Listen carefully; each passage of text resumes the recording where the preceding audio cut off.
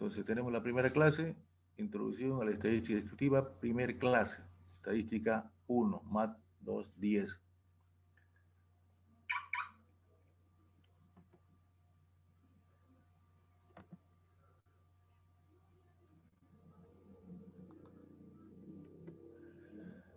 Tenemos ahí cuando hablamos nosotros de estadística, este término estadística tiene diferentes orígenes. Se hablan de tres fuentes que dan origen al término estadística. Tenemos la versión que es griega, que dice que viene del griego estatera, que quiere decir balanza, ¿no? La otra versión que viene del latín status, que quiere decir estión, ese para ver la etimología, ¿no? Estado o situación de las cosas. Ese dato, esa categoría da origen a una situación que hace referencia a datos, ¿no?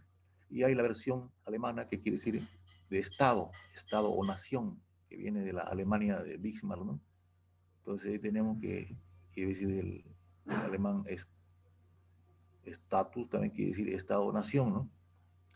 La versión mucho más reconocida, hay otras versiones, ¿no? La versión mucho más reconocida y que se acepta como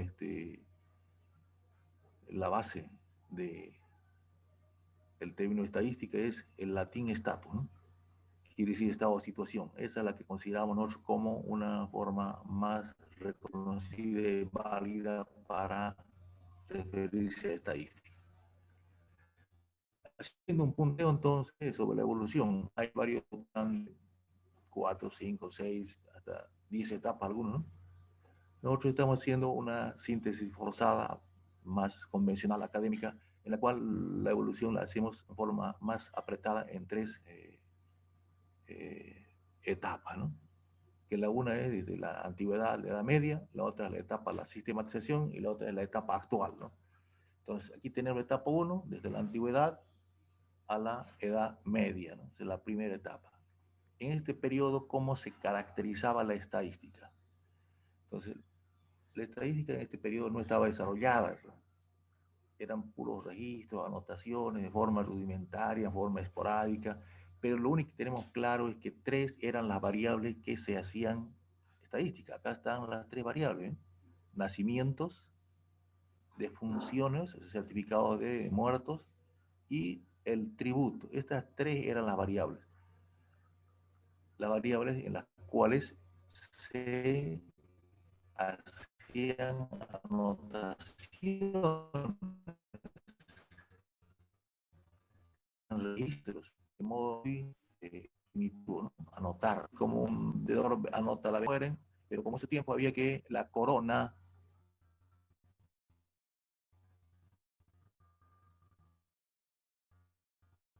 tenía que tributar a la corona uno, entonces se anotaba en tres variables, eran las bases en las cuales se hacía la estadística.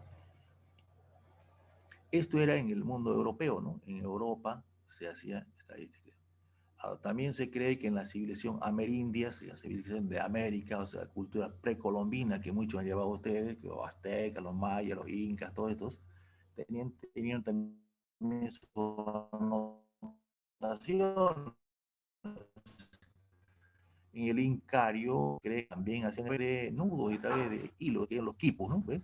Eran los quipus. Entonces, también se hacen anotaciones de tres variables: nacimientos, defunciones y distribución del producto cosechado. ¿Sí? Entonces, el Incario, ustedes ven que se hacía que era una forma de organización mucho más colectiva, o sea, donde el producto que se cosechaba, la parte más grande iba para el Inca, ¿no? Y la parte que la repartían en la parte siguiente a las demás comunidades y familias. Y el producto excedente se lo dedicaba a obras públicas, ¿no? A obras públicas. Se hacía el camino del Inca, ¿no? Y entonces también era alimento, era trabajo por alimento. Esa era la forma que se hacía. O sea, usted iba a trabajar y le pagaban en producto, porque esos tiempos no se podía almacenar, los productos eran no perecederos, ¿no? Claro que en el tributo, en el mundo europeo, primero se hacía pues, el tributo primero ustedes saben que era en trabajo, pues, ¿no? Y dar trabajo a la corona, ¿no? El segundo forma de tributo viene a ser pues el producto, ¿no? Cuando el feudalismo, el señor feudal tenía que darle un pedazo de tierra, cultivaba y parte del producto entregaba a la corona, ¿no? Luego aparecía el dinero, entonces ya se pagaba en dinero, ¿no? La corona recibía dinero, o sea, vendía el producto y le pagaba a la corona. De ahí viene de que esas eran las tres variables que se hacían estadísticas en esos tiempos, ¿no? La etapa segunda, ¿verdad? Etapa de la sistematización. Esta etapa se caracteriza por dos cuestiones. Primero, que surgen tres escuelas estadísticas, ¿no? En Europa, obviamente. Y la primera docencia de estadística en Alemania, ¿no? Esas son las dos características fundamentales en la etapa de la sistematización. Acá la estadística ya se enseña a través de métodos, se enseña en la universidad, hay la primera docencia ya. Entonces aquí la estadística está sumamente más avanzada, hay cátedra de estadística ya. Entonces ahí tenemos tres escuelas. Estas tres escuelas eran las escuelas más famosas que ha habido en el mundo europeo. Y acá se puede observar claramente de que la estadística estaba sectarizada, estaba, no era universalmente concebida. Cada escuela tenía su concepción y su área de estudio de la estadística. La escuela francesa, por ejemplo, llamada también escuela matemática. Acá estaban los matemáticos más grandes. Ustedes seguramente han llevado en álgebra lineal a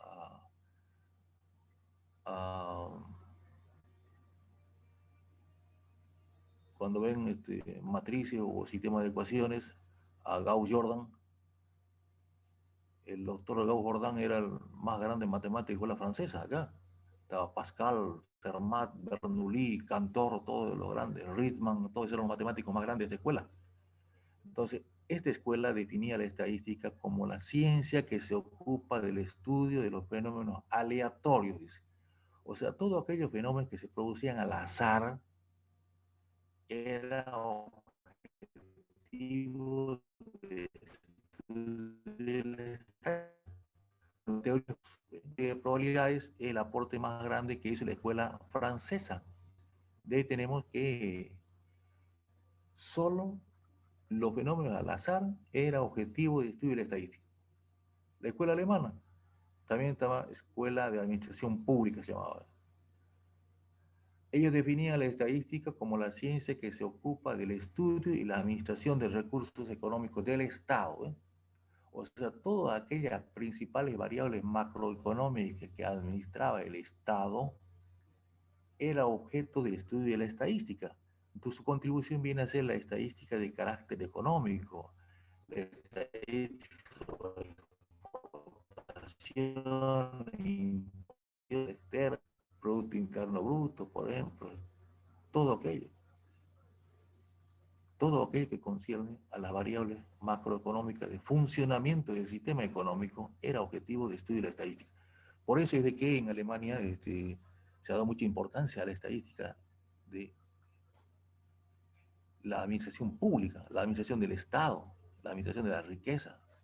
De ahí viene esa escuela. Y tenemos la escuela inglesa, en Inglaterra, ¿no? A esta escuela se llamaba Escuela de Ciencia Política, se llamaba, ¿no? Aquí, esta escuela definía la estadística como la ciencia que se ocupa del estudio de los fenómenos políticos y sociales. O sea, todo aquellos fenómenos de orden político, social, encuestas, censo, tendencias políticas, opiniones de ese tiempo era el concepto de la democracia en Inglaterra, ¿no? Y el sistema de Inglaterra. Entonces, se creía de que eso era objetivo de la estadística. De ahí viene lo que se llama la estadística social, ¿eh? Que comprende no solamente lo que ustedes ven en encuestas, en percepción política, estudio de mercado, comercialización, todo, sino estadística de vidas, ¿no? Mortalidad, natalidad, todo eso corresponde a estadística social. ¿Eh? Ustedes se fijan entonces que la estadística estaba concentrada solamente en tres áreas fundamentales de la actividad económica y social. Entonces tenemos de que no estaba inicialmente conocida.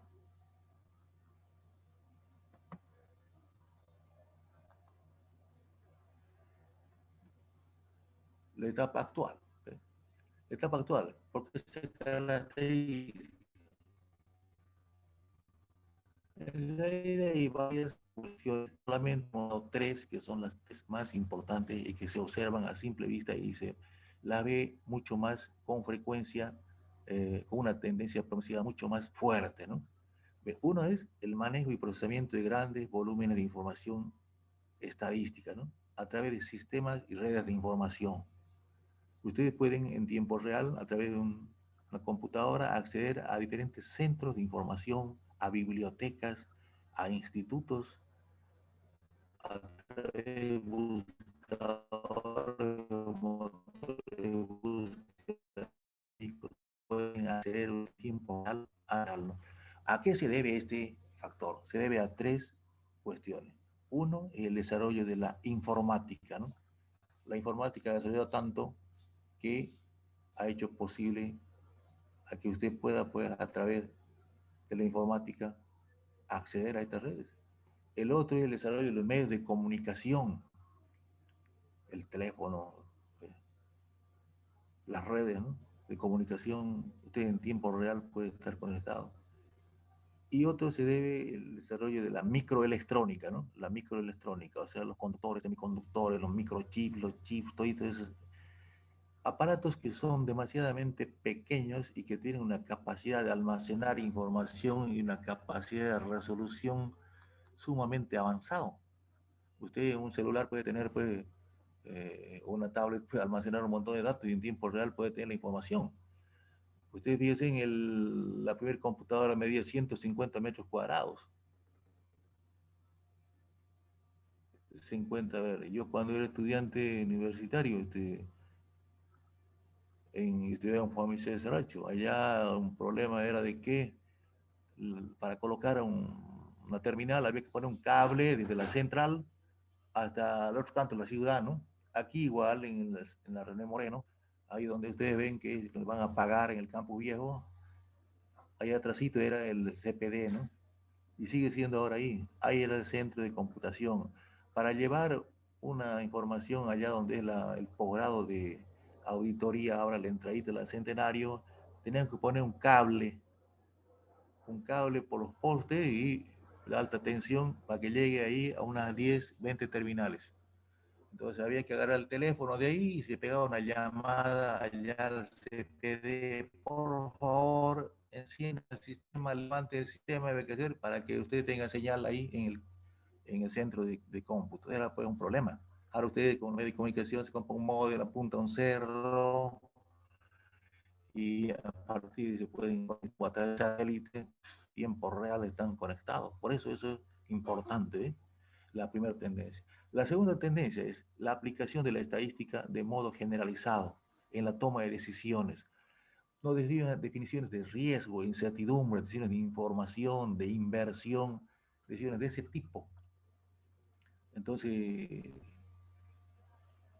uno toma en función a datos. Usted quiere hacer un negocio, quiere hacer un proyecto, quiere hacer un diagnóstico, quiere hacer una investigación, quiere hacer una inversión en un negocio lucrativo, tiene que tener información sobre demanda, oferta, precio, la competencia, ¿no?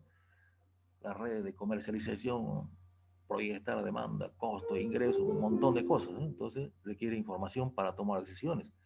Ahora también la estadística está presente pues en todas las disciplinas de formación, digamos casi todas.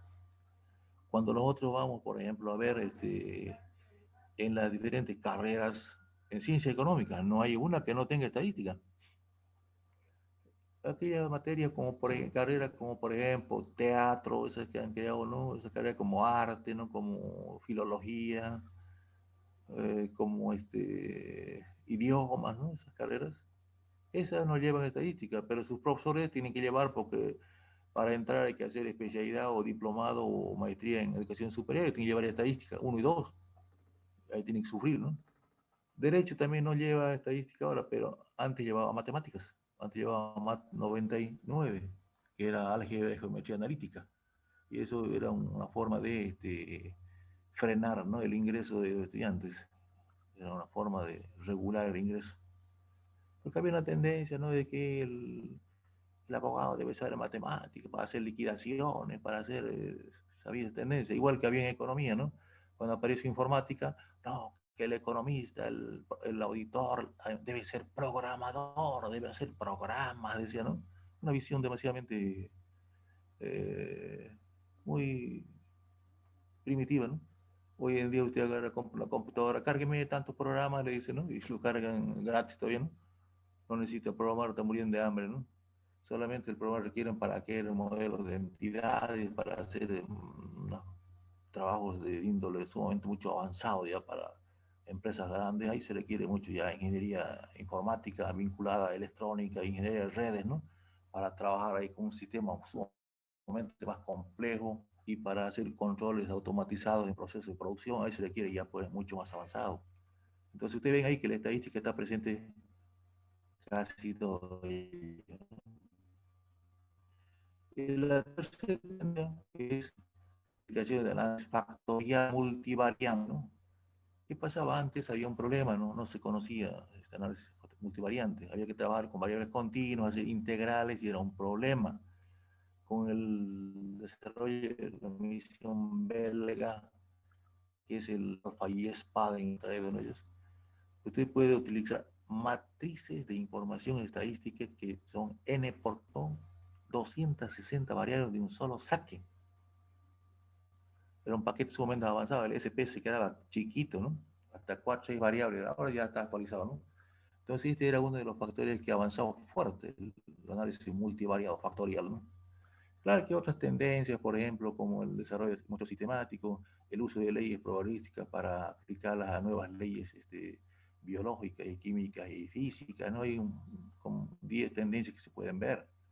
Entonces, estas son las más tendencias que ustedes las pueden notar y las pueden percibir claramente en la realidad. Por eso las pusimos ahí. Ahora, estadística, el concepto de estadística, una aproximación conceptual, dice, ¿no? ¿Sabe qué pasa? Que el concepto, la mayoría tiene un problema grave cuando se habla de conceptos. Habla un concepto y cree que el concepto es pues, eterno, ¿no? No, el concepto tiene una validez limitada en el tiempo. El concepto es la abstracción de la realidad. El concepto solo extrae aquellas relaciones más sustanciales o más relevantes de una realidad histórico-social y define su comportamiento. ¿Qué hace? El concepto tiene que reflejar, tener correspondencia con la realidad económico-social actual de ese momento. Por ejemplo, definir mercado. Yo cuando llevaba economía general, mi texto era Francisco Zamora. ¿Qué mercado?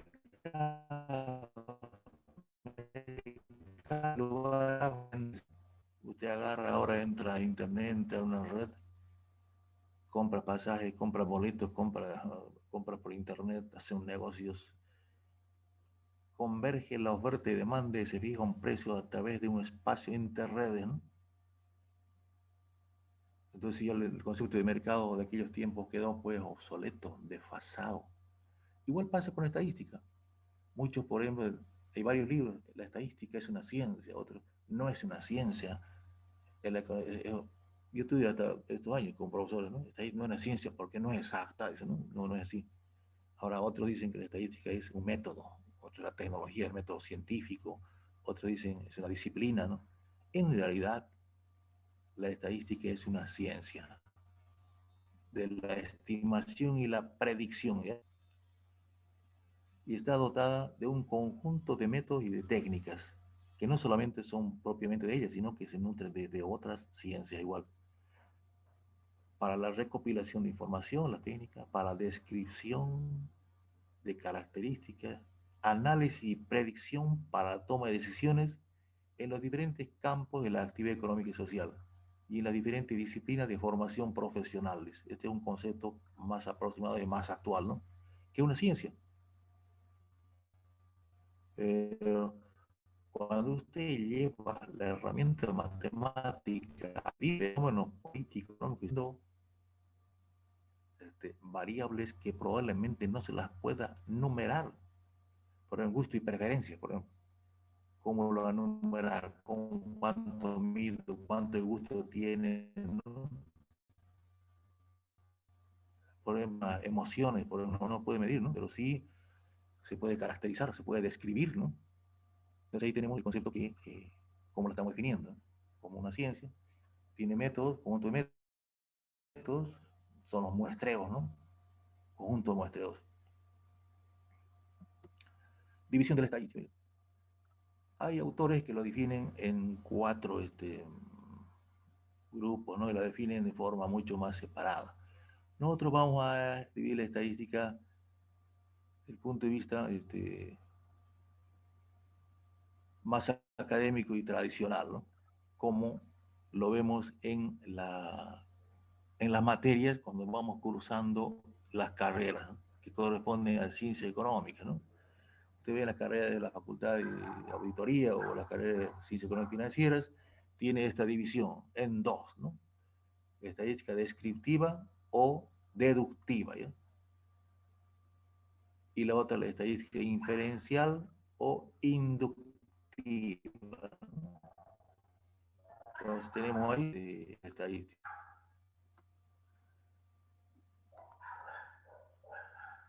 La primera, descriptiva.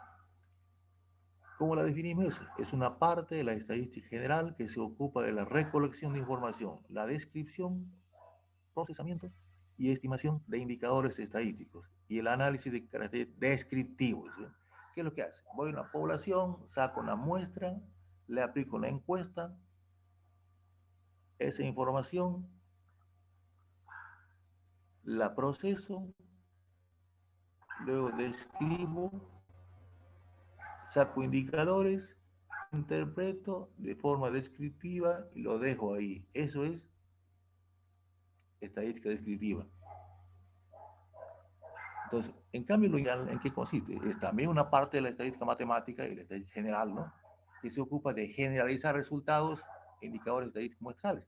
¿Qué pasa? A esos indicadores que yo obtuve de la muestra, los proyecto, los generalizo y a partir de ellos hago que esos indicadores valgan para todo el universo o población.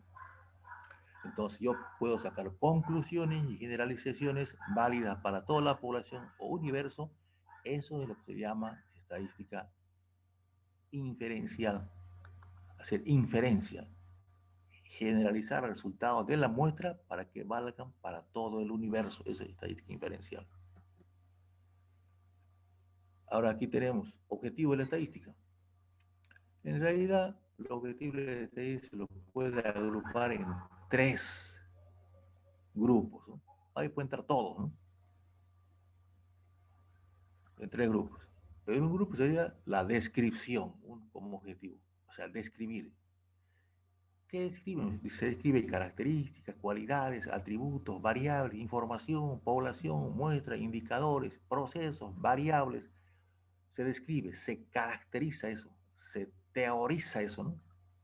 Se escribe, se hace resaltar esas características, cualidades que tienen esos indicadores, que tienen esas variables, que tienen esos atributos, ¿no? Eso es describir, ¿no? Es una de las eh, facultades que la estadística tiene como objetivo, ¿no? El segundo grupo, por ejemplo, es el análisis estadístico. No hay estadística pues sin análisis. Puede ser un análisis descriptivo o un análisis inferencial. El análisis descriptivo es cuando yo de una muestra, de una población saco una muestra, obtengo indicadores, proceso eso, describo, calculo indicadores e interpreto ahí solo indicadores en la muestra. Eso es lo que yo hago descriptivo. Y el análisis inferencial es que a esos indicadores que yo tengo en la muestra, tengo que aplicarles pues, pruebas de hipótesis, intervalos de confianza, hacer ajustes, aplicar probabilidades, ¿no? Eso me va a permitir a mí generalizar resultados para la inferencia estadística. Entonces, el análisis en dos niveles, el análisis descriptivo y el análisis inferencial, ¿no? A través de la teoría del error y las probabilidades, hipótesis, intervalos para la inferencia. Luego tenemos el otro objetivo, el tercero es estimación y predicción, ¿ven? O sea, ¿qué es la estimación? O sea, en estadística, cuando nosotros estamos trabajando, van a ver ustedes que todo indicador que obtengamos, ya sea de una población o ya sea de una muestra, siempre va a ser una estimación, porque lleva implícito un margen de error. Cualquier indicador que obtengan otros lleva implícito un margen de error. Ese margen de error puede ser de producido por dos fuentes de error. Entonces, la fuente que genera error son dos. Una es el error de muestreo y el otro el error por causas diversas, ¿no? El error de muestreo, que aquí está el error de muestreo, está la diferencia entre el estimador muestral y el verdadero parámetro poblacional, dice, ¿no? El estimador es el indicador estadístico que yo obtengo de una muestra, de una parte de la población. Ese estimador, su valor no va a ser igual a un valor que yo obtenga realizando un censo a una población, en la cual tome en cuenta todas las unidades poblacionales. Por eso viene error de muestreo. Entonces se da por el valor verdadero y el valor estimado no van a ser iguales, dice, ¿no? Va a haber siempre un error. Ese error nosotros lo establecemos. Normalmente es 7% como máximo, 5% es que se usa de modo casi estandarizado, y entre 3 y 2 es lo más adecuado, ¿no? Ustedes ven en la encuesta con un error de 2,5, de 3%, dicen, no, ustedes ven en la encuesta esta de percepción de votos, 2,5, 3%, dicen, ¿no? Errores superiores al 7% ya es poco creíble, es demasiadamente lejos de una estimación cercana al valor verdadero. A error por causas diversas. Error por causas diversas se refiere a los errores que se obtiene cuando uno va levantando la información. Tiene diferentes orígenes, causas diversas. Puede ser que yo he elaborado mal un cuestionario, he definido mal la población, anotado mal la unidad, el dato, he cometido un error de indicador, un error de medida, un error de código. Muchos, por ejemplo, a un lado del camino, de la calle, anotan, hacen falsa información, ¿no? Otros cometen errores en el proceso, otros cometen errores al definir la variable, ¿no? Hacen preguntas muy cerradas, hacen preguntas muy digitadas, ¿no? Hacen preguntas que es el embudo, ¿no? Se llama, ¿no? Ley del embudo, ancho arriba, abajo, angosto abajo, así es. Entonces hacen marcar preguntas muy condicionadas. Yo me acuerdo que cuando llevaba esta materia, yo, por ejemplo, me tenía que hacer unas 20 encuestas sobre el consumo de agua, eran en la Juan Michel Saracho en Tarija. Y a las 11:30 tenía que ir con 20 encuestas, un punto cada una, era 20 puntos, era trabajo práctico. Y el Instituto de Investigaciones de Economía nos da. Y hoy, la primera pregunta que decía ya eran datos, ¿no? Calle, manzano, número de casa, todo eso. Primera pregunta, ¿usted cuántas veces se baña al día? Era la pregunta.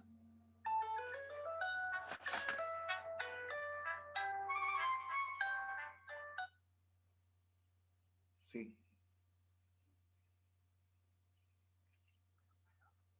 ¿De quién habló? Sí, sí. Estoy en clase. ¿Qué pasa? Sí, ¿qué problema existe?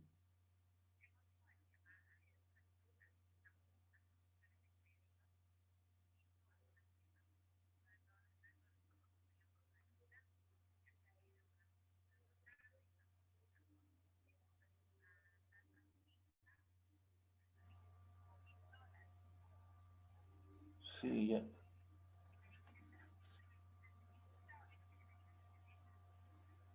Sí, vi otro día, pero me salían con muchas vueltas, así que decidí no sacarla. Ahí estoy pasando clases por internet. Voy a hablar con Peter hoy día, por favor. Voy a hablar con Peter, con el señor Peter Bolacana. Hoy estoy pasando clases por internet. Ya, ya, ya. Mándamelo entonces, mándamelo los. Ya, gracias, gracias, gracias. Hasta luego. Perdón, hoy estamos. Me comienzan a llamar. Entonces, en la parte de error por causas diversas. Y decíamos de que cuántas veces se baña al día, dice, ¿no? Es una pregunta demasiado elaborada mal. La respuesta era ¿qué le importa a usted, no? O sea, ¿qué había? La respuesta era un no, era un error, ¿no? Cuando se hacen preguntas, cuando hay temas que son demasiadamente sensibles, uno tiene que hacer preguntas de abordaje, ¿no? Tiene que hacer preguntas rompehielo, que se llama, ¿no? Para que el encuestado no se sienta cohibido y dé la respuesta. O le pregunta a una mujer, ¿cuántos años tiene? Muchas mujeres se sienten ofendidas, ¿no? O le dice, ¿cuánto gana? Es otra ofensa, ¿no? A veces. O que le pregunte, por ejemplo, a un muchacho ese, este, siempre hace el amor con placer, ¿no? Sí, te va a decir, o sea, va a ser un no, un error. Esos son tipos de preguntas que están elaboradas. Son temas muy sensibles y usted preguntarlos directamente a la persona. Su respuesta será un error de levantamiento de información. Por ahí viene entonces uno de los factores que decimos de que tenemos que tener en cuenta lo que corresponde a la mala formulación de preguntas. Hay que hacer el orden de las preguntas, el contenido de las preguntas, el concepto, el orden de las respuestas que va a tener cada respuesta, cada pregunta es un concepto, cada respuesta es otro concepto. Entonces uno tiene que ver eso, para evitar los errores. Yo tuve una experiencia cuando trabajaba en la Católica, por ejemplo, levantar la información para la FEXPO. Firmó el doctor Tubán, era un argentino que estaba el director de investigaciones y yo la profesora allá de estadística 2. Yo y él encabezamos el levantamiento de la información y faltando 10 días para la feria, así Navarro Durán era el rector. Hay que hacer un convenio y comenzamos a hacer el convenio y me metieron a mí y trabajar a full time, ¿no? Yo le dije, no voy a dar estos 10 días, no tenemos tiempo para hacer la encuesta, piloto, para probar. No, no importa, profesor, vamos a probar el método. ¿Sabe qué pasó? Lo que le decía. El día que no pudimos hacer la encuesta piloto para probar el cuestionario. Uno prueba el cuestionario, ve el tiempo de llenado, los errores que tiene, cómo fluyen las respuestas, cómo fluyen las preguntas, se va detectando y luego se hace otra vez un nuevo a que corra el cuestionario. No dio tiempo para hacer eso. Nos fuimos a la feria el primer día, ¿no? Éramos 3 grupos, 2 míos y uno de él. Y el muestreo iba a ser sistemático, ¿no? 3 por cada grupo en la puerta, ¿no? Imagínense que no contemplamos que van a haber las impresionantes de la encuesta piloto. Entonces decía, por favor, una encuesta. No, por favor, no tengo tiempo para encuestas, contestaba la gente. Y cuando le preguntaba, ¿qué opinión tiene usted sobre la agilidad a la venta de la entrada? Yo tengo pase libre, soy expositor. Y resulta que las preguntas de control faltaban. Se daban cuenta que las preguntas de control no existían, se perdieron. No las tomamos en cuenta. Bueno, esa vez ya no aguantamos ni 2 horas en las 3 puertas. Tuvimos que salir de ahí, yo y él, con todos los alumnos reunidos al centro y decir, ya dejemos este método sistemático porque está todo mal. Entonces me dije, no se haga problema, colega. Me dice, no, lo importante es, decidimos hacer no aleatorios. Decidir 3 puntos en el campo ferial y a partir de ahí hacer la encuesta. Bueno, ese rato, hasta las 6 de la tarde logramos superarlo. El siguiente día, seguimiento de las 2 de la tarde. Imagínense que cuando comenzamos a encuestar, por favor, la encuesta. Bien, ya fue encuestado ayer, me contesta el encuestado. Y cuando nos damos cuenta de que la pregunta, usted ya fue encuestado, faltaba la pregunta de control esa más. Entonces me dicen, mire, ese es un ejemplo de error por causas diversas. Él ha habido cometido errores en no colocar las preguntas de control. Así que tenemos que seguir adelante, no va a esperar ya que así terminamos haciendo la experiencia. Y ese es un comentario que va orientado a este tipo de errores por causas diversas. A veces procesa mal, usted no pone código de control y la producción de información es sumamente mala. Tenemos error por causas diversas.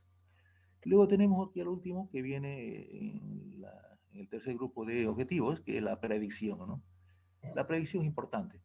Usted puede utilizar variables históricas y las variables históricas las puede a través de datos históricos, usted puede hacer proyecciones, puede hacer estimaciones del comportamiento futuro de una variable o de un conjunto de variables. Toma datos de la realidad actual, el presente, y averigua el comportamiento o valores futuros que van a tener una variable o un conjunto de variables a lo largo del tiempo, ¿no? Obviamente que toda estimación requiere hacer supuestos de proyección. O sea, en economías, por ejemplo, que son relativamente inestables, hacer una proyección de 5 años es sumamente ya riesgosa. Hay economías que el precio varía todos los días, ¿no? Ustedes llevan microeconomía, cuando van a trabajando a largo plazo, todos los factores son variables, ¿no? Ya no hay costo fijo, ¿no? Costos son variables. Entonces aquí en estadística pasa lo mismo. Lo que se hace es suponer que las variables que inciden sobre la variable que uno está proyectando se van a mantener estables, por lo menos durante el periodo de tiempo que realizo yo la ¿Qué digo? proyección, para que esa tenga ¿Qué pasa? un relativamente, Niño, échate acá. Ya, relativamente acertado. no vas a manchar. Otro punto tenemos población y muestra, ¿eh? El concepto de población o muestra.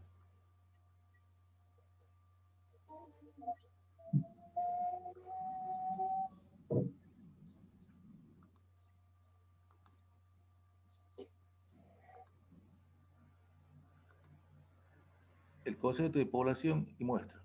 ¿Qué es población? Lo que debemos tener claro nosotros acá, que población para nosotros desde el punto de vista estadístico no es simplemente seres humanos como la demografía es la ciencia que estudia la población. Normalmente nosotros hablamos de población, creemos que son seres humanos. No. Desde el punto de vista estadístico, el concepto de población es mucho más grande. Cualquier universo, cualquier colectivo, cualquier conjunto, ya sea de seres humanos, plantas, animales o cosas, que tienen una misma característica en común o que pertenecen a una misma familia, se la define como población, ¿no? Y la definimos siempre con una N mayúscula grande, así. Esa es población. Usted puede tener poblaciones de dos tipos, finitas e infinitas. En la práctica, las poblaciones casi todas son finitas. Las infinitas son, por ejemplo, como números naturales, ¿no? Eh, Fíjense ustedes de que un agrónomo trabaja con plantas, con árboles, un forestal trabaja con árboles, ¿no? Hace censo de árboles, hace muestreo de árboles, un agrónomo hace igual. Un veterinario, yo un tiempo asesoraba una tesis en agronomía para un amigo, era uso de buenas hortícolas en cultivos tradicionales, de la planta de lechuga, usando boñiga de buey, usaba abono de conejo y gallinacia, ¿no? Y abonos tradicionales. Luego de planta de lechuga, tenía parcela a suelo natural y las otras parcelas con abonos, ¿no? Luego tenía que agarrar planta a planta, surco a surco, sacar una muestra, mezclar todo eso, llevar al laboratorio. Mire, tenía que muestrear las plantas. Mi población era las plantas de lechuga. Igual en veterinaria me tocó un día sacar una muestra para unos que hacían una tesis sobre alimentos, dietas para pollos, parrilleros. Ellos querían sacar pollos parrilleros por encima de 2 kilos de peso en 36 días, porque 45 días es el tiempo normal para tener pollo en el mercado, superior a 2 kilos su peso. Si pasa de los 45 días, incurre en costo ya pues, por consumo de alimentos. Entonces yo tenía que ver cada semana, teníamos que censar los pollos y pesar, ¿no? Censar el pollo y pesar, ¿no? Para ver cuánto ganaba en pesos por semana. Y mi población era pollos, ¿no? O una tropa de chanchos, ¿no? Una población, ¿no? Ahora un montón de muebles, ¿no? Una población, ¿no? Un lote de libros de una biblioteca, población, ¿no? Fíjense ustedes, el concepto de población es grande acá, no es solo seres humanos. Muestra, ¿qué es ahora? Una muestra es solo una parte, un subconjunto que se saca de esa población. Entonces, lo importante es que para ser representativa esta muestra, las unidades que yo he sacado al azar, la muestra puede ser al azar o puede ser una muestra no aleatoria. La muestra al azar o aleatoria es aquella que uno saca al azar. El azar no es, pues, como muchos dicen, a ver, salí vos, tres, no así. Una muestra aleatoria es aquella muestra que su selección se la hace al azar. Cada unidad de observación tiene la misma probabilidad o posibilidad de ser elegida en la muestra, que es al azar. Entonces, esta muestra, las unidades que salgan elegidas en la muestra deben tener la característica de población y en lo posible la misma variabilidad, es la teoría, ¿no? Eso último no se da, pero sí la misma característica. Supongamos que ponemos una población, número de estudiantes de este paralelo más 210 P5, P2, ¿no? P sub 2. Entonces, yo saco una muestra de 10 al azar. De 10 al azar. Entonces, cuando yo defino la unidad de la población, clarito está, estudiantes inscritos en paralelo este, ¿no?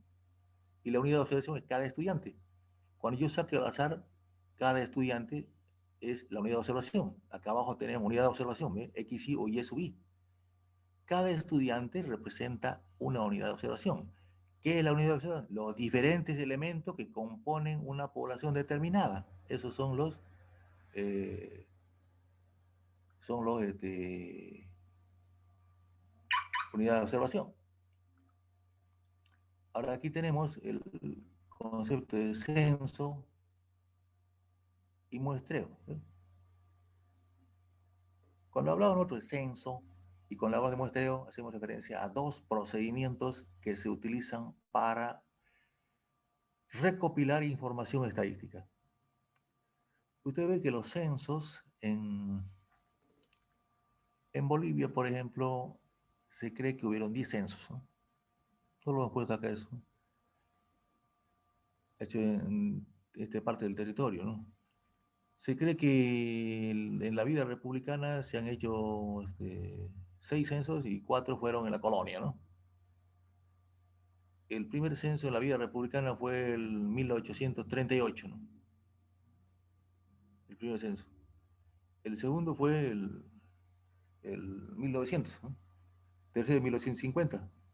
El cuarto 1976. El quinto fue 1992. Luego el 2001 y luego tenemos el 2012 en Estado Plurinacional, ¿no? Esos son los censos que se hicieron en Bolivia en la vida republicana. Los otros 4 fueron hechos durante la colonia. No se tiene datos. Solo el de 1950 lo encuentras en la biblioteca de Sucre, ¿no? En el obispado ese, ahí está ese. Primer anuario estadístico de Nathaniel Dalense, dice, no está ese ahí.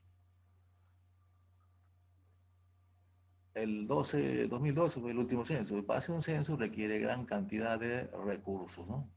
Y que hay varias diferencias entre un censo y un muestreo. Por ejemplo, un censo requiere gran cantidad de recursos económicos, recursos humanos, ¿no?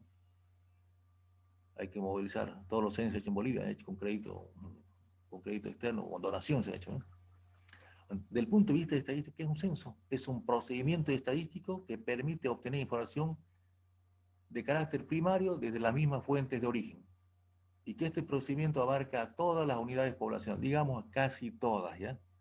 Porque siempre en el censo hay lugares donde no va el enumerador o el censador. Hay lugares alejados, o hay lugares, por ejemplo, si usted hace un censo ahora, muchos están en la clínica ahí enfermos por COVID, ¿no? Entonces no lo van a censar a eso, ¿no? Otros están haciendo una cirugía, otros no lo van a poder censar a eso. Otros están en lugares alejados, donde el censo no llega, ¿no? Otros han viajado, ¿no? Entonces, fíjense, se dice todos, pero es casi todos, ¿no? De ahí viene de que el censo es un procedimiento. O sea, lo único que tenemos es que abarque casi la totalidad de unidades de observación. Se hace un formulario y se va haciendo preguntas. El censo tiene una limitante que son pocas preguntas que se hacen. En cambio, el muestreo también es un conjunto de métodos, ¿ya? Se llama muestreos, ¿no? Entonces, hay un conjunto de métodos estadísticos que permiten obtener información primaria también de las mismas fuentes de origen, ¿no? Y que este procedimiento únicamente abarca a las unidades muestrales, es decir, a la muestra que hemos sacado de la población. Ahora la muestra hay que saber calcular técnicamente, ¿ya? O sea, no es de sacar a ojo, ¿ya? Hay que saber calcular la muestra técnicamente. Escalas de medición, ¿eh? Escalas de medición. La escala de medición, me imagino que usted la ha llevado en métodos y técnicas de investigación. O sea, cuando nosotros tenemos variables, ahí lo que se viene es lo que se llama escala de medición. Ahora tenemos acá nosotros 4 escalas de medición. La escala nominal, o sea, la escala nominal es aquella escala que diferencia una característica de otra solamente por su nombre o su cualidad. ¿Sí? Es como decir un ejemplo, digamos, nombre del estudiante del curso. No me importa qué nombre tenga, pero yo diferencio a Pedro de Juan a Walter, de Walter a Mario. ¿Ve? Es una escala nominal. Es la escala más elemental y la utilizamos solo para describir variables de orden que son nominales, colores, por ejemplo, no importa qué orden tengan, profesiones, pues, ¿no? No importa qué importancia tengan, ¿no? ¿Ves? Esos son variables nominales.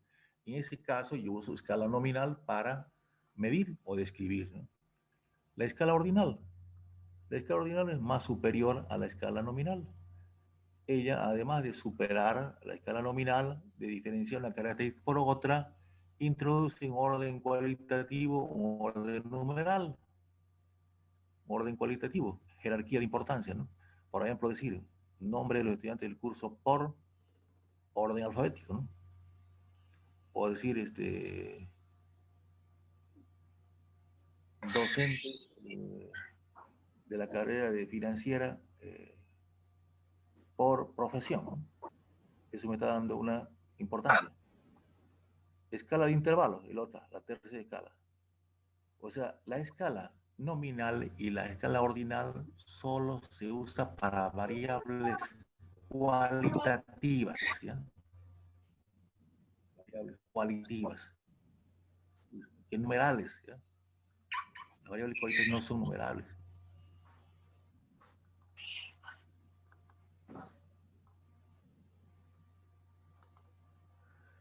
Ahora, la escala de intervalos. La escala de intervalos es mucho más superior a las dos escalas anteriores.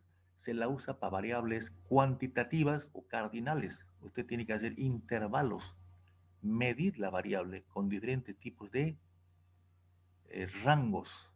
Se construyen los intervalos para medir. Esta variable, además, esta escala, además de diferenciar una característica de otra, introduce una cuestión de orden que va de menor a mayor. La escala va midiendo intervalos a la escala.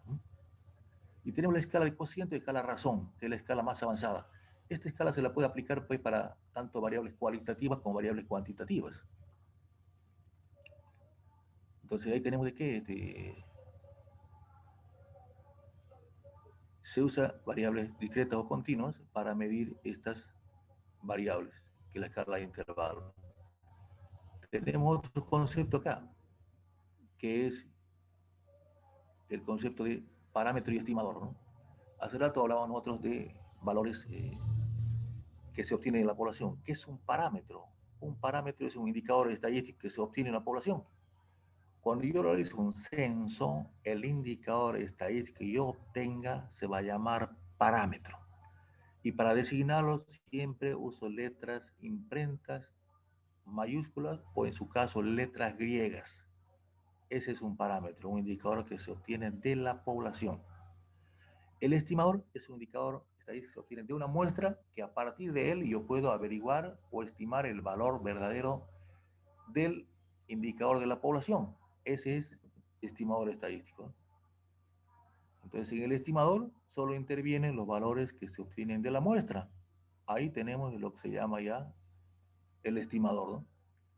Todo indicador que se obtenga en la muestra es un estimador. Y todo indicador que se obtenga de la población se trata de un parámetro o de un valor verdadero. Otro concepto en acá que es técnicas estadísticas. Aquí hemos puesto técnicas y estadísticas, aunque estas técnicas pueden entrar en metodología. ¿Por qué hemos puesto técnicas? Porque son las que más están relacionadas con la estadística. Estas 5 técnicas. Hay un montón de técnicas. Entonces, la observación es una técnica que está relacionada con la estadística. ¿Qué es la observación? Puede ser participante o no participante. Usted la hace a través de la inspección directa, observación ocular. La experimentación es otra técnica. ¿Cómo la hacen esa? Se somete a un conjunto de unidades de observación a estímulos controlados y se ve cómo evoluciona o cómo cambia de comportamiento, de conducta las unidades de observación. Por ejemplo, si un perro por ejemplo, muerde a una persona, que se lo lleva a veterinaria y se lo hace cuarentena y se ve cómo el perro ha cambiado sus características, ha tenido, qué sé yo, pelo erizado, está baboso, está bravo, ¿no? Y entonces está experimentando. Una técnica, ¿no? Veo cómo ha cambiado su rendimiento. Esa es una experimentación, ¿no? Encuesta, que ustedes conocen bastante bien. ¿Qué es una encuesta? En realidad, ¿qué es? Una técnica estadística que se elabora un cuestionario para levantar información y se la aplica a una realidad. Esta encuesta tiene un objetivo determinado, ¿no? Tiene elaborar un cuestionario con diferentes tipos de preguntas, ¿no? Preguntas cerradas, abiertas, multidicotómicas, preguntas de selección múltiple, de ordenación, ¿no? Todo eso, ¿no? Entrevista es otra técnica que usted puede hacer de dos formas, una entrevista estructurada, una entrevista no estructurada. Estructurada quiere decir que usted elabora las preguntas con anticipación y tiene su invitado o aquella pregunta que aquella persona a la cual le va a aplicar el cuestionario, ¿no? La desventaja de la entrevista estructurada es que usted no puede hacer preguntas aclaratorias.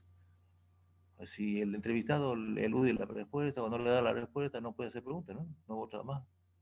En cambio, en la entrevista no estructurada, usted lanza una pregunta de inicio y a partir de ella tiene que ir hilvanando y desarrollando otras preguntas que vayan hacia a esclarecer el problema planteado.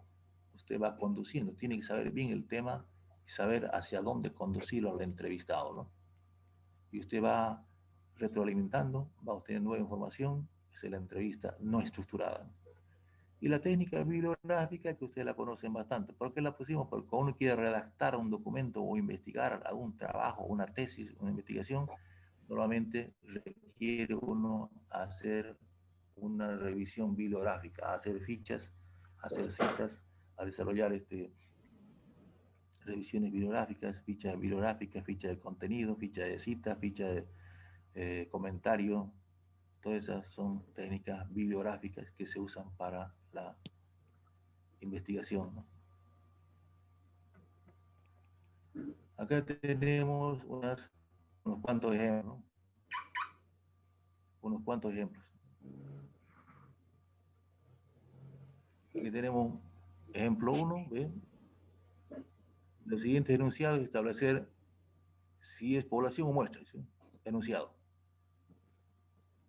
Podemos ir resolviendo aquí directo. Inciso A, número de estudiantes de la carrera de economía. Población o muestra.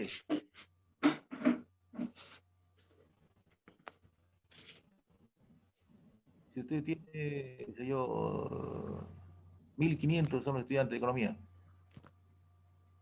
¿qué sería, una población o una muestra? Número de estudiantes de la carrera de economía. Número de estudiantes de la carrera, ¿qué sería? ¿Población o muestra?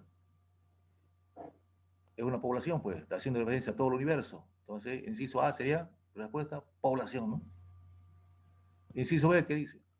El 20% de los estudiantes de la ingeniería comercial. Población muestra. 20% de una parte, porque es la población. Muestra, ¿no? Una muestra, ¿no?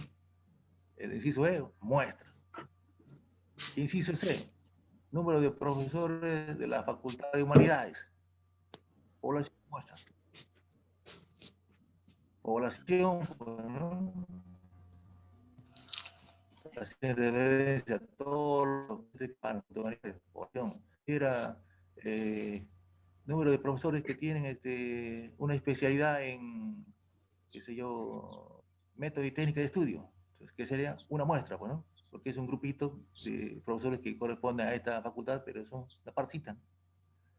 Ahora, inciso D, número de profesores con grado de doctorado en la Universidad René Moreno. Población muestra. Muestra. Muestra, pues, una partita, ¿no? Son 10, 20. Siguiente pregunta, ¿qué dice? ¿Cuál de los siguientes estadísticos es parámetro o estimador? Dice. Nota media de los estudiantes de la carrera de administración de empresas. ¿Que hace referencia a la población o hace referencia a la muestra? ¿Qué sería? ¿Parámetro o estimador? Nota media de todos los estudiantes de la carrera de administración. Parámetro, pues, ¿no? Es una nota que mete y toma en cuenta a todos los estudiantes de administración. Es un parámetro, es un verdadero valor que está tomando en cuenta todas las notas de todos los estudiantes de la carrera. Es un verdadero valor. Sería cuando ustedes se gradúan, por ejemplo, ahí lo que se llama pues, el PPA, ¿no? Para ver si sale por excelencia o sale por rendimiento académico. Eso, por mayor o igual al promedio de cada año eso varía, ¿no? Si tiene 80, entonces usted tiene mayor o igual a 80, entonces está saliendo por excelencia, ¿no? Entonces, inciso E, proporción de estudiantes que reprobaron el primer parcial en estadística 1. La proporción es un porcentaje. Usted tiene, qué sé yo, 50 alumnos y solamente reprobaron 5. 5 divide entre una muestra. Es un estimador. Varianza de los pesos del 10% de los estudiantes de economía. La varianza es un parámetro. 10%. Ese es un estimador. ¿No? Es un estimador. Vamos al siguiente caso. A ver. Estos son un poco viendo lo que se llama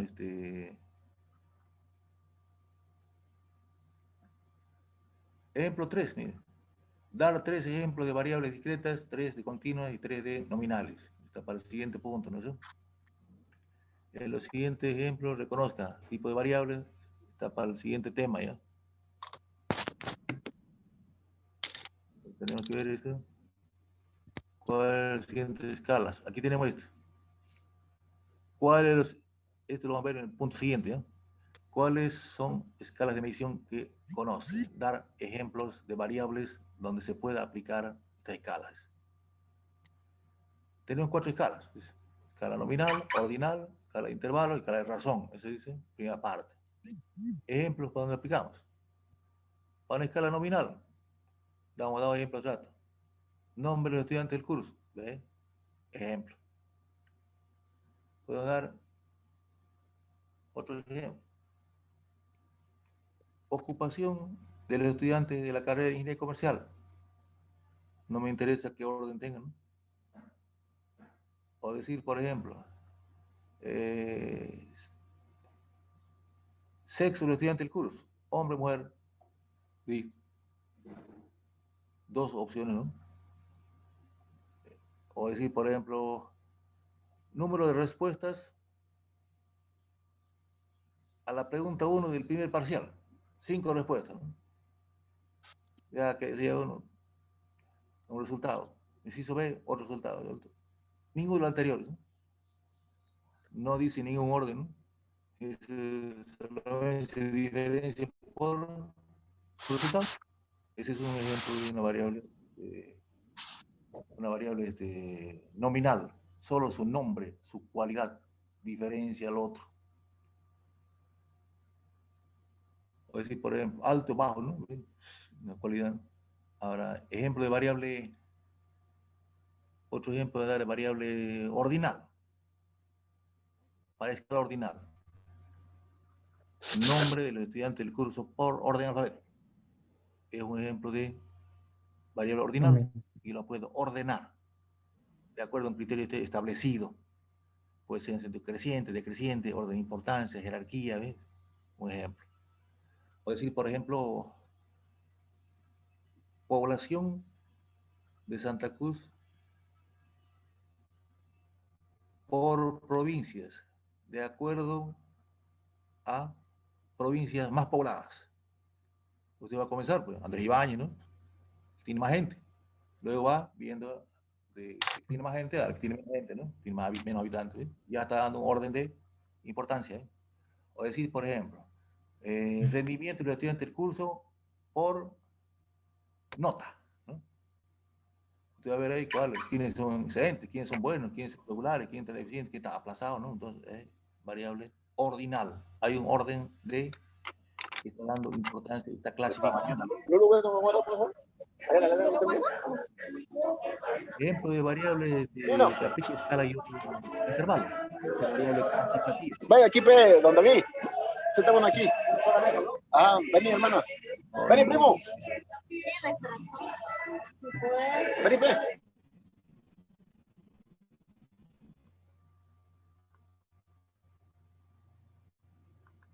Su micrófono en apagache. Decíamos un ejemplo de que donde podemos aplicar escala de intervalo. Tiene que ser una variable cuantitativa, cardinal, ¿no? Los pesos de los estudiantes del curso, una variable cardinal, ¿no? Cuantitativa. Yo puedo medirla a través de rangos, ¿no? De igual tamaño o diferente tamaño. Ustedes van a ver esto cuando entremos a hacer la práctica, un ejemplo, ahí vamos a ver recién cómo la escala vamos a utilizarla. En el punto siguiente viene eso, ¿no?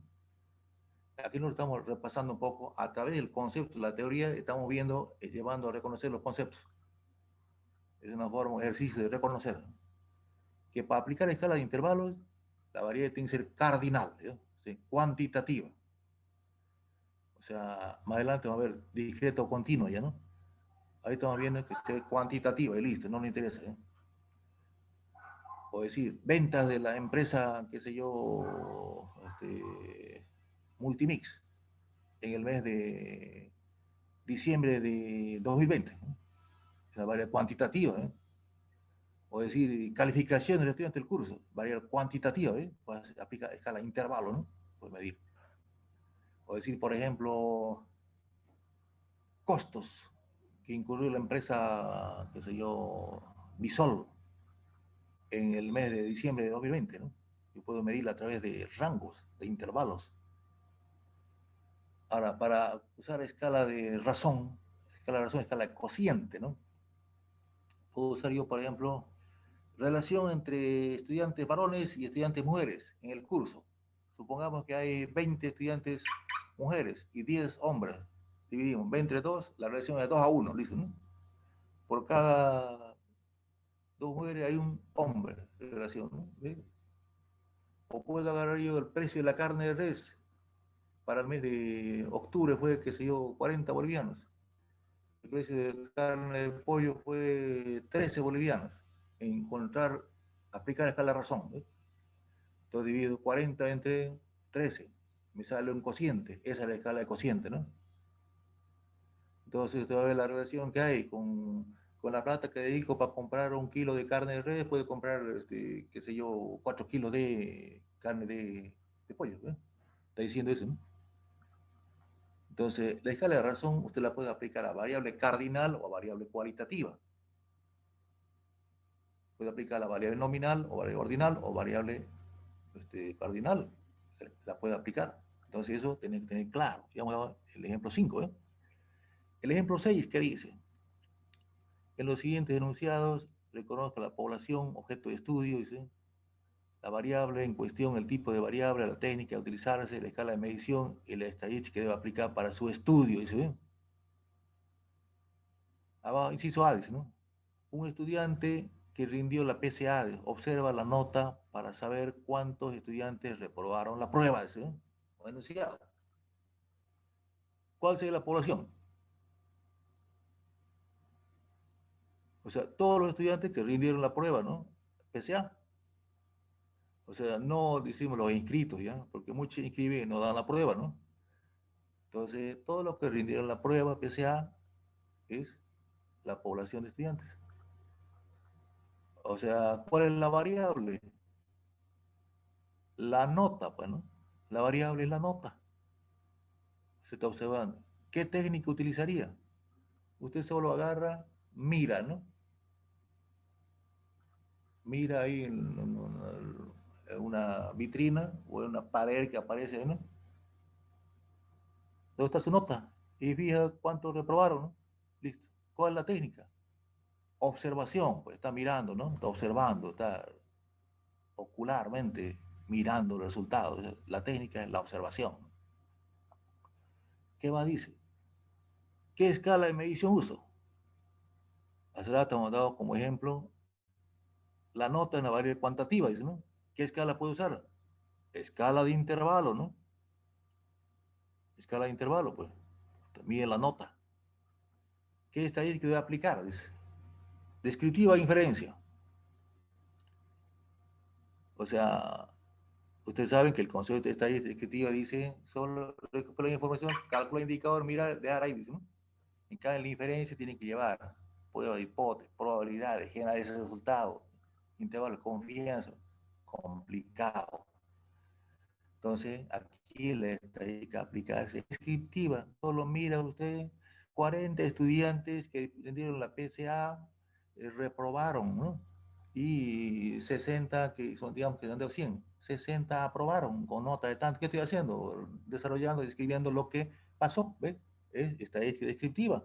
Solo describiendo esa característica, ¿no? Inciso B. El bajo, ¿qué dice? El bajo rendimiento parcela sembrada de maíz en la provincia de Valle Grande. Se debe falta de mecanización, certificación de semillas, uso de fertilizantes, ¿no? ¿Sí? O sea, ¿cuál sería la población ahí? ¿A quiénes yo iría a estudiarlos?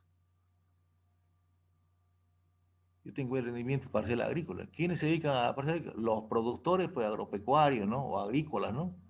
Todos los productores que se dedican a siembra de maíz, en la provincia de Valle Grande, será mi población objeto de estudio. Yo a ellos tendré que ir a aplicar mi entrevista o mi encuesta. Mi población sería, para que dice, hasta abajo, ¿cuáles serían las variables? Una variable es el rendimiento. El rendimiento se mide en parcelas, variable cuantitativa. ¿Ves?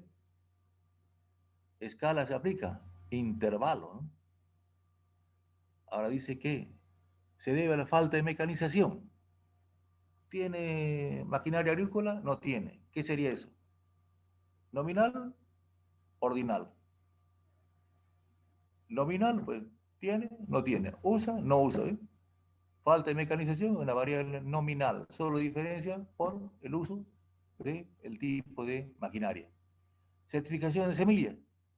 ¿Usa semilla certificada o no usa semilla certificada? ¿Qué tiene? ¿Nominal? Ordinal. Nominal, bueno. ¿Usa certificado? No certificada. Nada más. ¿Uso de fertilizante? ¿Usa fertilizantes en cultivo usted o no usa?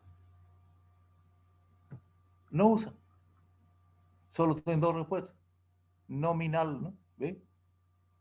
Variable nominal, escala variable nominal, se usa escala nominal para medir. Estadística que usa sería descriptivo, ¿no? Solo describe eso, caracterizando, ¿no? Ahora, el inciso, el inciso del bajo número de horas de estudio, falta de biblioteca especializada, falta de método y técnica de estudio, falta de hábitos de estudio del estudiante, deficiencia del colegio, profesores desactualizados y faltones, carencia de métodos, medios tecnológicos y las condiciones socioeconómicas del estudiante, dice. O sea, ¿quién sería mi población ahí? Todos los estudiantes que comprenden y están inscritos y registrados en la carrera de sociología. Esa es mi población objeto de estudio, ¿no? ¿Cuál sería mi variable? Aquí hay varias variables. Una sería rendimiento académico, que es la variable que yo lo quiero explicar. ¿Ves? Académico. Y el rendimiento académico se mide en nota. ¿Ves? Es una variable cuantitativa. Yo puedo usar escala de intervalo para medir la nota. El rendimiento en función de otras variables, ¿no? Una de ellas es bajo número de horas de estudio. Es que el estudiante estudia una hora, estudia nada, estudia poca aplicación al desempeño del estudiante. Entonces, eso, bajo nivel de horas de estudio. ¿Qué variable es? Una variable cualitativa, ¿no? Y es nominal. Falta de biblioteca especializada. La biblioteca especializada no es especializada, o medianamente especializada. ¿Sí? Nominal, bueno. Falta de método y técnica de estudio. La variable cualitativa es, ¿usted usa método y técnica de estudio?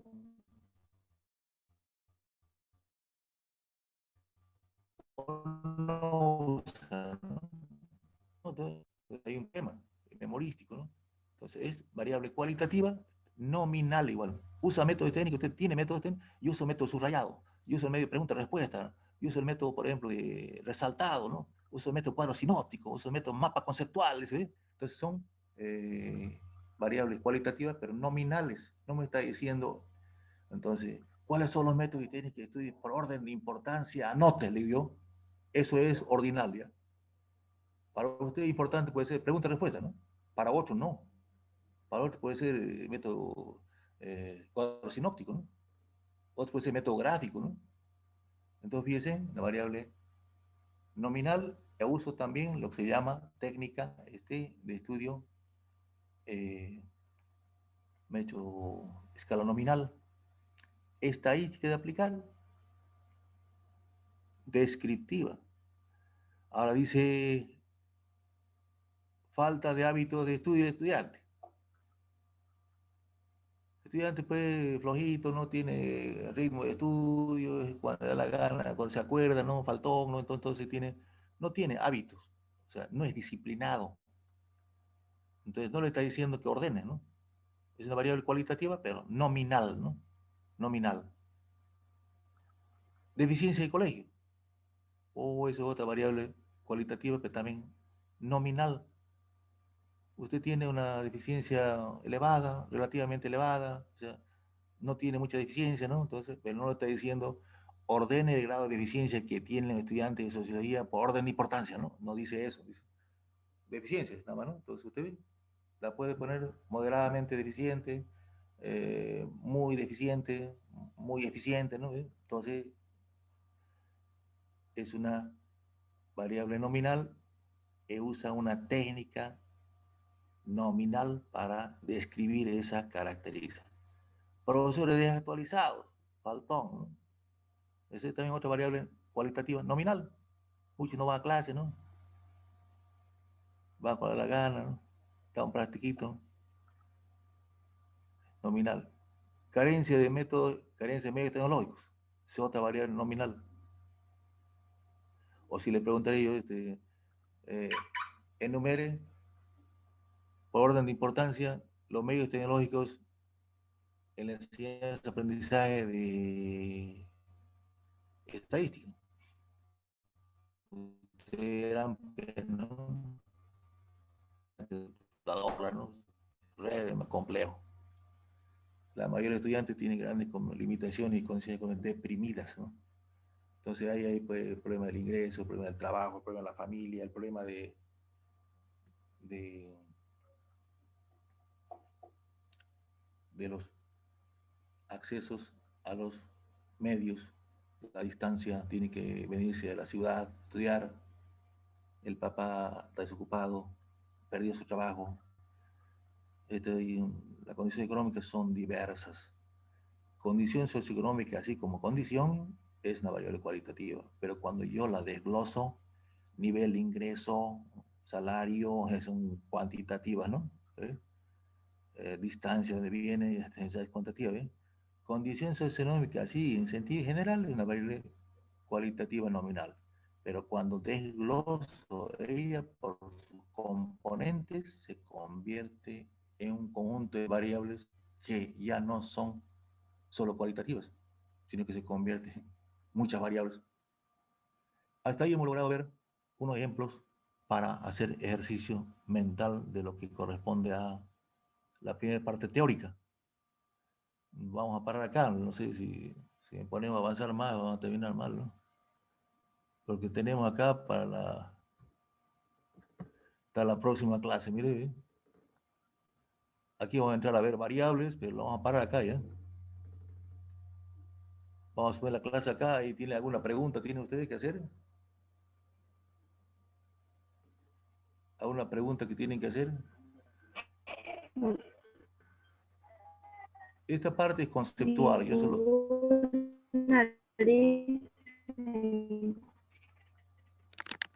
Hay un problema, parece, de interferencia en el retorno.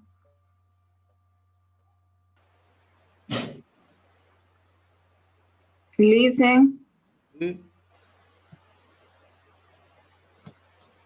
esta clase, esta grabación de la clase la vamos a mandar al grupo. Sí, la voy a mandar mañana, Andrés. Ya. Lo voy a mandar al grupo y le voy a mandar las diapositivas. Le voy a mandar todas las diapositivas porque en esta está todo el tema acá. Se lo va a mandar la clase del viernes y del lunes, va a ir todo. La diapositiva va a mandar todo. Está todo el tema ya trabajo. Porfa, listen, es que estaba tomando apuntes yo igual y Igual, me perdí. hay cosas que no están anotadas, que hablé yo ya, porque va a estar solo en la grabación. Y hay cosas que están anotadas aquí en la diapositiva. Entonces ustedes con lo que hemos podido hacer, pueden juntar las dos cosas.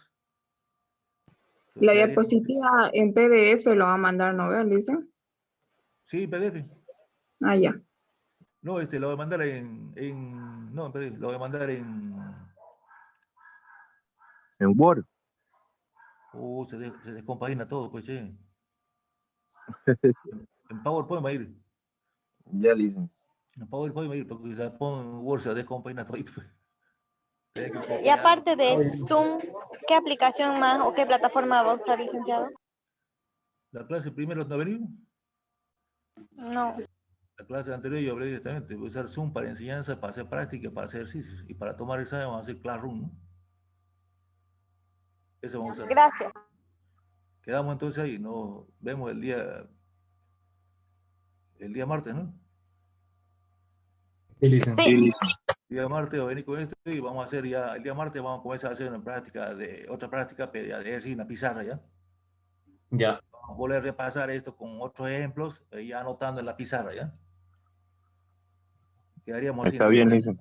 Ya, Así Listen. vamos a tener hasta mañana o esta tarde, vamos a tener todas las diapositivas para que lo tengan ya, lo vayan mirando, ¿no? Sí, Entonces, Listen, gracias. nos vemos entonces el día martes a las 2 de la tarde, ¿ya? Ya, Listen. Hasta luego. Ya, Listen. Hasta Luego, luego. licenciado. Hasta luego, Listen. Chao, chao. Uy, tienen que también se va